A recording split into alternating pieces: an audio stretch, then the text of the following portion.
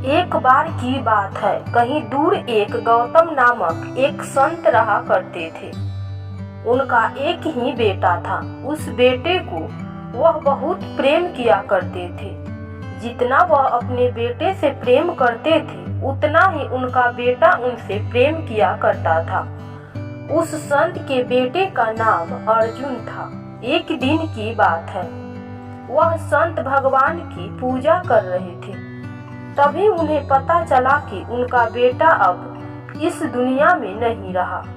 यह सुनकर संत के चेहरे पर हल्की सी उदासी दिखी।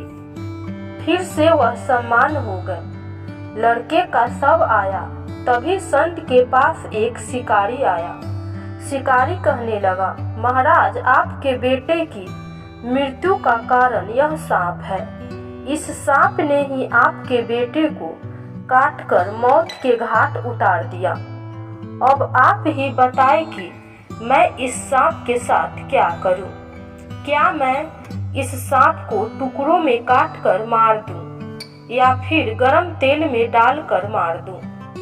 संत महाराज ने कहा, आप इसके साथ कुछ भी न करें।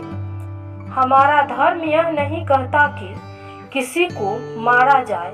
अब इसको मार देने के बाद भी मेरा बेटा जीवित नहीं हो सकता, तो फिर इसे क्यों मारा जाए?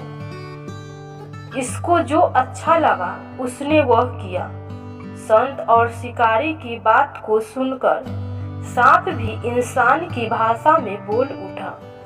सांप ने कहा, महाराज, आपके बेटे के मौत का कारण मैं नहीं हूँ, बल्कि मृत्यु के देवता ने ही मुझे बढ़ावा दिया कि मैं आपके बेटों को डस लूं, और मैंने आपके बेटे को डस लिया। अभी इसकी बात हो ही रही थी, तभी मृत्यु देवता भी वहां आ गए। मृत्यु देवता ने कहा, किसी के मौत का कारण मैं नहीं होता हूँ। आपके बेटे का मौत का कारण भी मैं नहीं हूँ। मुझे तो काल ने आदेश दिया कि आपके बेटे की जान लिया जाए, इसीलिए ही मैं सांप को डसने के लिए बढ़ावा दिया। इससे न तो सांप दोषी है और न ही मैं। काल के अनुसार ही यह धरती चलती है। काल जो चाहता है वही होता है। हम सब काल के अनुसार काम करते हैं। मृत्यु देवता, संत, शिकारी और सांप की बात हो ही रही थी, तभी वहां पर काल भी आ गया। काल ने कहा, मैं भी किसी के काम के लिए जिम्मेदारी नहीं हूँ। जो कुछ भी होता है उसके कर्म के अनुसार ही होता है। उसका कर्म ही उसका जिम्मेदार है।